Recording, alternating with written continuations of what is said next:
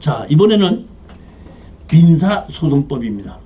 개인과 개인 간의 민사 분쟁을 법원을 통하여 해결하기 위한 절차 원칙을 규정한 법입니다. 부동산은 사람이 살면서 수천 년간 보유해 왔지 않습니까? 그럼 수천 년간 보유했을 때 개인과 개인 간의 분쟁이 얼마나 많았겠어요. 그렇기 때문에 이 부동산의 개인과 개인 간의 분쟁을 해결하는 법이 곳곳에 있습니다. 그거를 내가 알지 못할 뿐이에요. 아까 법은 누구를 위해서 존재한다고? 그 법을 알고 이용하는 사람한테 존재를 한다는 얘기입니다. 여기서 보면 채무 불이행 민사소송을 했을 때 계약 위반, 손해배상 청구, 소유권이나 임대차 분쟁입니다. 오늘 여기 보면 제일 많은 것이 3번 손해배상 청구와 3번 소유권과 임대차 분쟁입니다. 2분의 1 지분으로 낙찰을 받았습니다. 아파트를. 그러면 얼른 가서 제가 얘기했어요. 이거 어떻게 하실 겁니까? 어떻게 할 건 어떻게 할까요? 당신 마음대로 하세요. 당신 마음대로 하세요. 협상을 안 합니다. 그래요? 알았습니다. 그러면 나는 내 지분이 지금 2분의 1 지분을 갖고 있죠. 근데 그 부부가 같이 사용하고 있죠. 그러면 여기서 처리하는 방법이 공유물 분할만 청구하는 사람이 있고, 네가 내 아파트, 예를 들어서 3억짜리 아파트를 사용하고 있으면 1억 5천을 내가 냈지 않습니까? 내가 낸 것에 대해서 그 사람들이 같이 사용하고 있죠. 그러면 상대편에다가 너 내 지분의 2분의 1을 네가 내 사용하고 있잖냐? 그거 내놔라. 내놔라. 하면서 상대편 지분만 정면으로 지분을 수도 있고, 다 팔아서 나누자고 하면서 그 사람으로 배당으로 받아갈 거를 압류해서 그 배당 받아갈 때까지 내 아파트 2분의 1 지분을 사용한 것을 받아올 수도 있다, 이런 뜻입니다. 그런 것을 뭐하는 게 민사소송법에 의해서 가능해진다는 겁니다. 제가 여기서 소송경매라는 책을 한 10여 년 전에 만들었어요. 토지개발책은 또 맹제건축법상 도로 만들기 책은 불티나게 팔렸습니다. 근데 소송경매는 안 팔려요. 그래서 제가 출판사 물어봤어요. 왜 그러냐 그랬더니 사람들이 내가 경매를 하는데 소송이 왜 필요합니까? 야.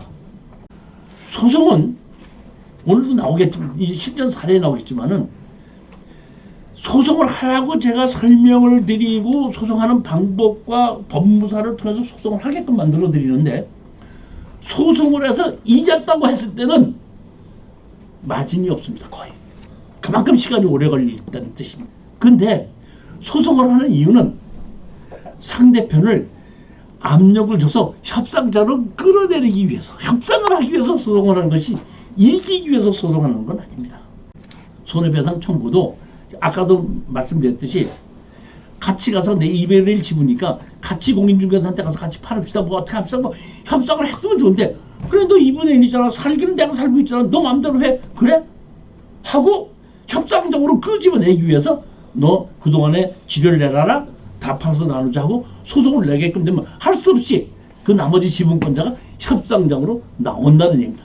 소송은 소송을 해서 이기자는 것이 아니라 그 사람에게 협상장으로 나와서 대화로 해결하기 위한 방법으로 소송을 하는 겁니다. 거기에 가장 중요한 것이 뭐예요? 손해배상 청구입니다. 소송을 할 때는 형성소송과 이행소송이 있습니다. 두 가지가 있는데, 자, 형성소송, 법원의 판결 자체로 당사자 사이의 법률 관계가 새롭게 형성, 변경, 소멸되는 소송.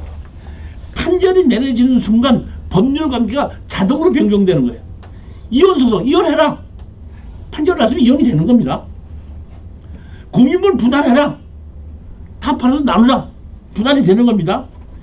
사행이 취소를 해라. 사행이 취소하고 바로 경매로 집을 넣습니다. 계약을 했는데 계약이 불평, 계약 해지해라. 바로 끝나는 겁니다. 그러니까 판결로 바로 할 수 있는 거는 형성소송입니다. 근데 보면 이행소송이라고 있죠.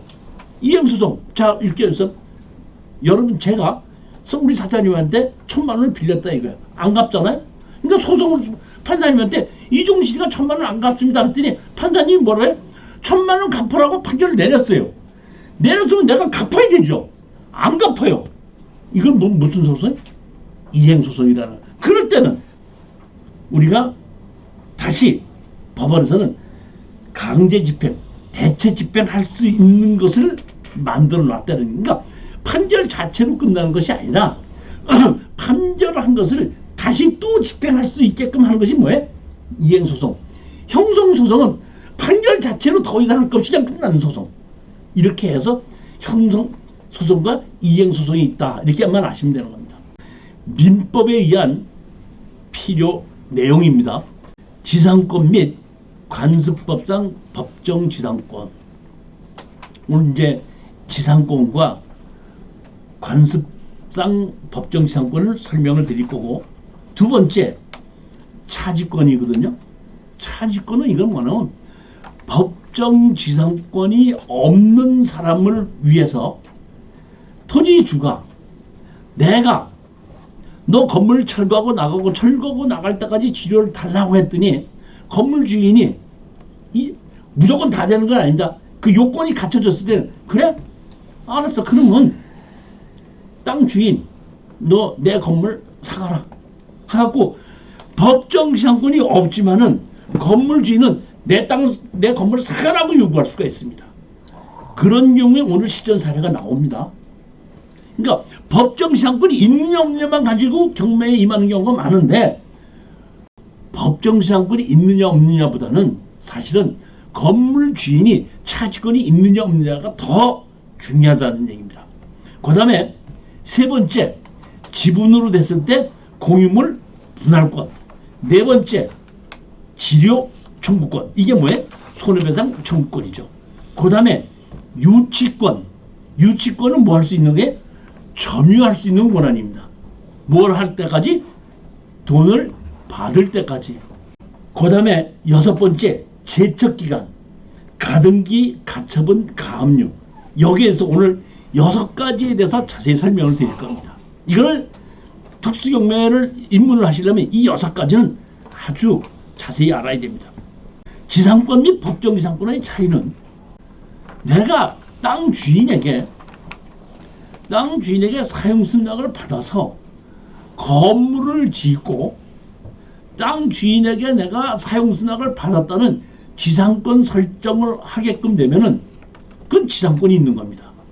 그런데 땅 주인과 건물 주인이 자기 땅에다가 자기 건물을 짓는데 땅 주인한테 사용승낙을 받지 않죠. 그러니까 등기부등본에다가 내 땅에다가 내가 건물을 짓는다고 내가 등기부등본에 올리지 않는다, 이런 얘기예요. 그래서 나는 등기부등본에 올리지 않고 내 땅에다 내 건물을 지었어요. 지었는데 오랜 세월이 지나다 보니까 건물 주인과 땅 주인이 다르다 보면 등기부등본에 지상권이 설정된 것이 없지 않습니까? 그 설정된 없는 이유가 제일 처음에 땅 주인과 건물 주인이 같았었기 때문에, 내가 등기부등본에 내가 내 땅을 내 건물을 짓는다고 등기할 필요가 없지만, 이럴 때는 관습상 법정지상권이 인정이 된다, 이 얘기입니다. 따라서 법정지상권이 있느냐 없느냐는 과거에 토지와 건물 주인이 한 번이라도 같았었다라면은 관습법상 법정지상권이 인정이 된다, 이런 뜻입니다. 제622조 건물 등기가 있는 차지권에 대한 점. 아까 제가 설명을 잘 드렸죠. 임차인이 그 지상 건물을 등기한 때는 제3자에 대하여 임대차의 효력이 생긴다. 예를 들어서 제가 땅 주인에게 가서 얘기합니다. 자, 당신 땅 주인인데 내가 이 건물을 좀 짓겠는데 허락을 해주십시오. 내가 돈을 얼마를 드리겠습니다. 얼마까지 해주십시오 하면 계약을 했죠. 계약하고 토지 사용승낙을 해줬지 않습니까? 토지 사용승낙을 해줬으니까 그걸 가지고 뭐해? 건물을 지었습니다.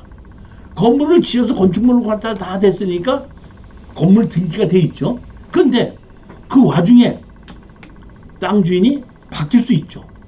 바뀌었을 때 그때는 건축물 관리장과 건물이 등기가 돼 있을 때는 땅 주인이 새로 바뀌었으니까 아까 법정성은 어째 땅 주인과 건물 주인 달랐으니까. 그럼 땅 주인이 너 경매로 낙찰 받은 거에 낙찰 받고 건물 주인데 너 철거하고 나가. 철거하고 나가 지를 줘. 알았어. 철거하고 나갈 때까지 지를 주는데 너 내가 등기가 있고 이렇게 돼 있으니까 내 건물을 사가 하고 감정에 의해서 우리가 조금 이따 실전 사례에 나옵니다.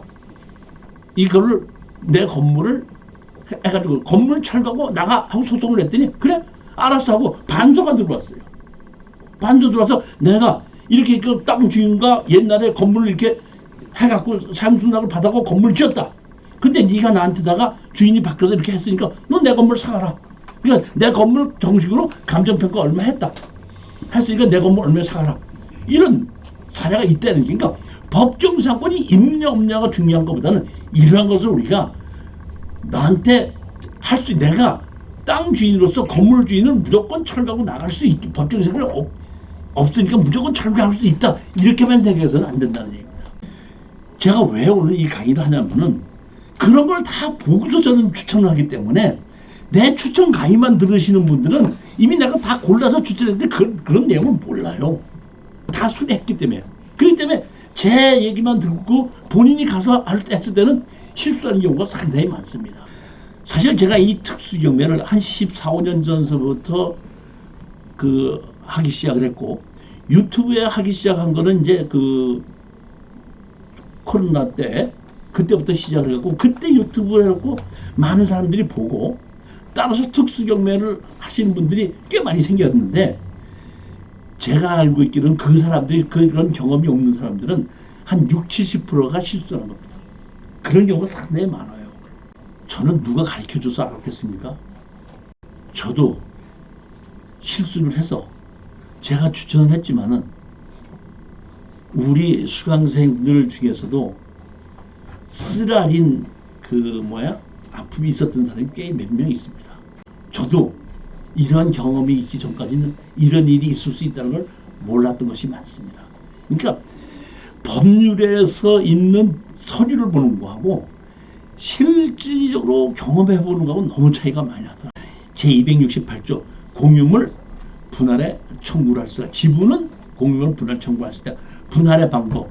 현물로 분할하는 것이 원칙이지만 현물로 분할할 수 없을 때는 팔아서 현금으로 분할한다. 이런 겁니다. 320조 유치권의 내용.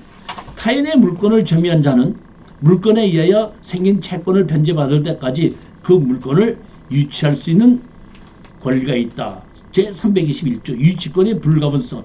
유치물 전부에 대하여 권리를 행사할 수 있다. 자동차를 내가 유치하는데, 고쳤게 유치하는데 엔진 오일만 갔어도 엔진만 제가 유치할 수 있냐, 자동차 전부를 유치하고 내 돈 받을 때까지 할 수 있다. 이런 뜻입니다. 가장 중요한 것은 유치권은 점유의 상실로 유치권은 소멸한다. 이런 뜻입니다.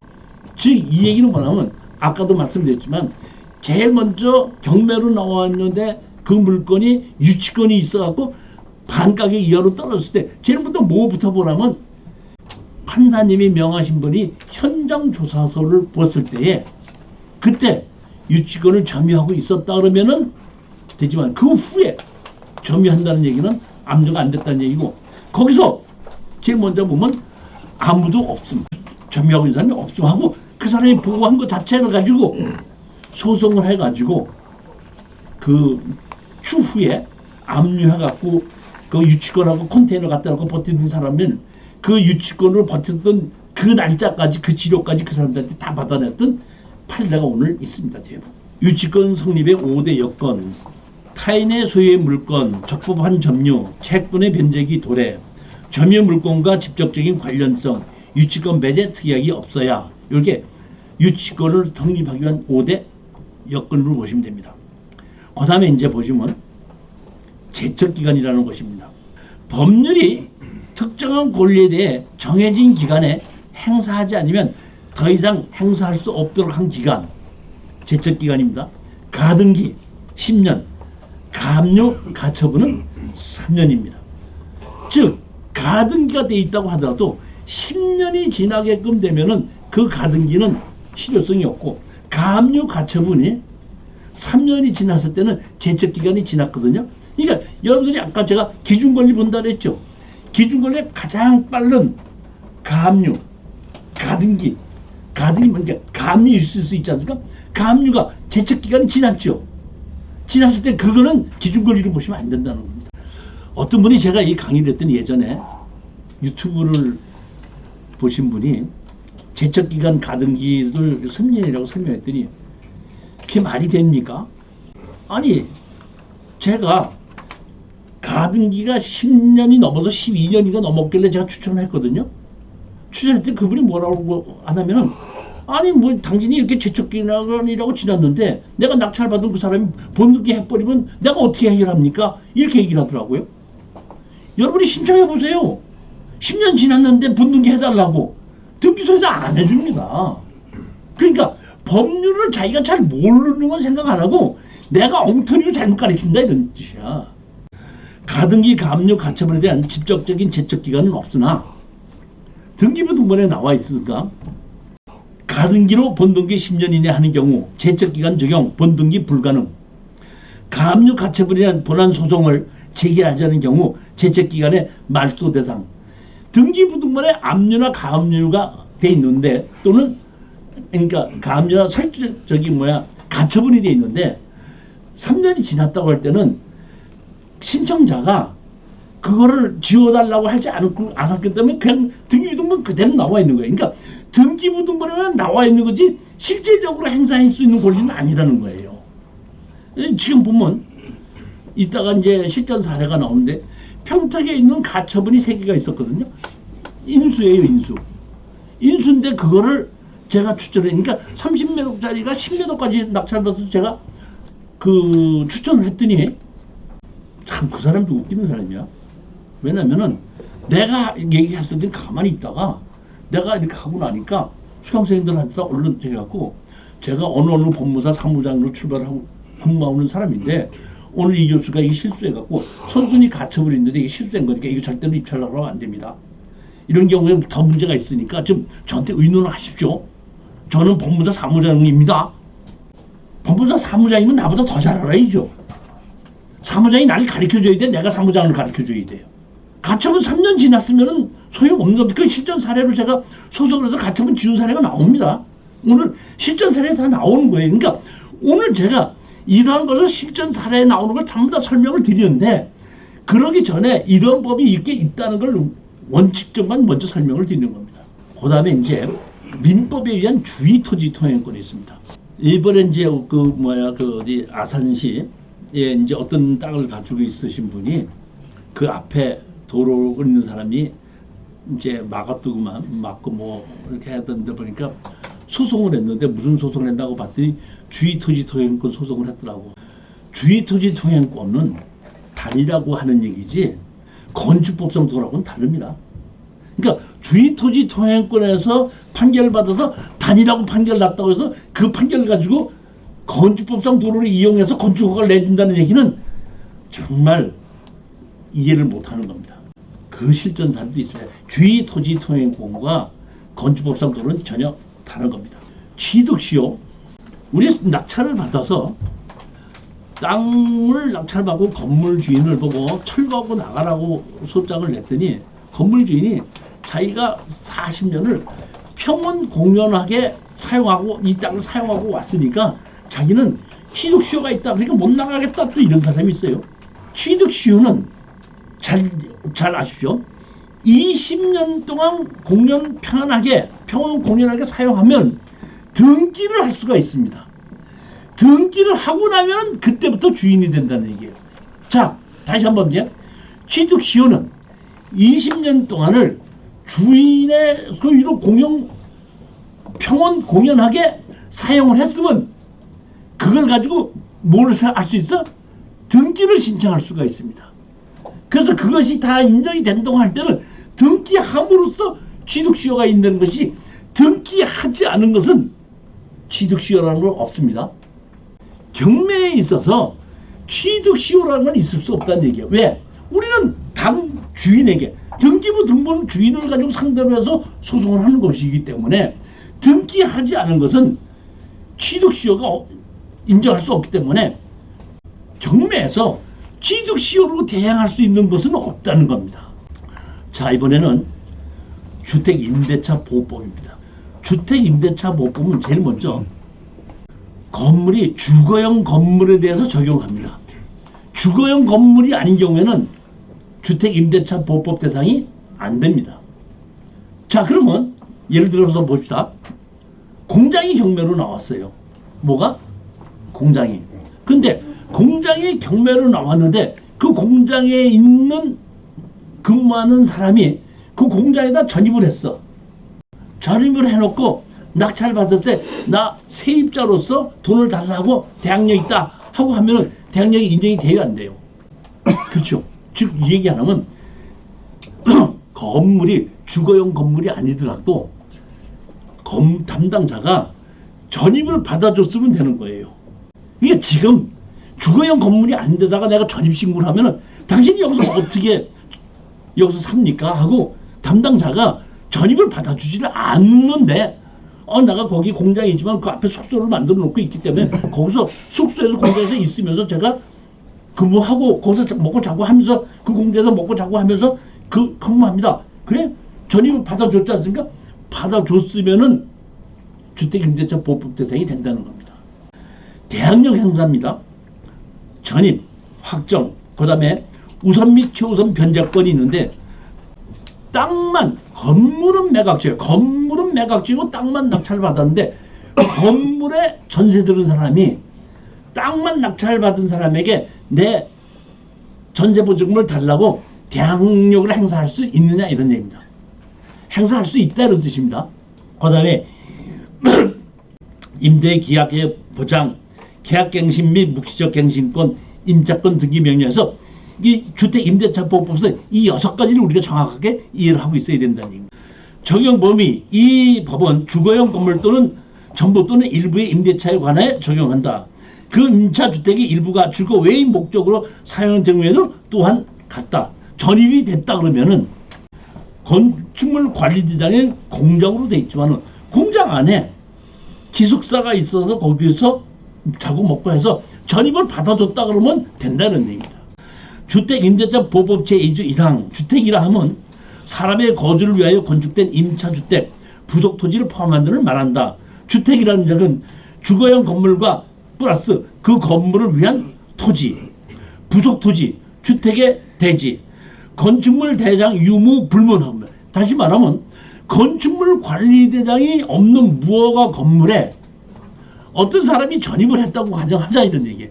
그럼 전입을 했으면은 그 사람이 대항력이 있느냐 없느냐인데 대항력이 있다 이렇습니다. 그러니까 건축물 관리장이 있느냐 없느냐는 따지지 않는다는 얘기입니다. 점유를 했느냐 안 했느냐, 그 다음에 실질적으로 전입을 담당자가 받아줬느냐 받아주지 않았냐, 그거 자체만 중요하게 보시면 됩니다. 제3조 대항력 등 임대차는 그 등기가 없는 경우에도 임차인이 주택의 인도와 주민등록을 마친 때는 그 다음날부터 제3자에 대해 효력이 생긴다. 제가 한 2년 전인가 3년 전인가 어떤 분이 전화를 하셨더라고요. 전화했는데 그분이 전화한 내용이 이거예요.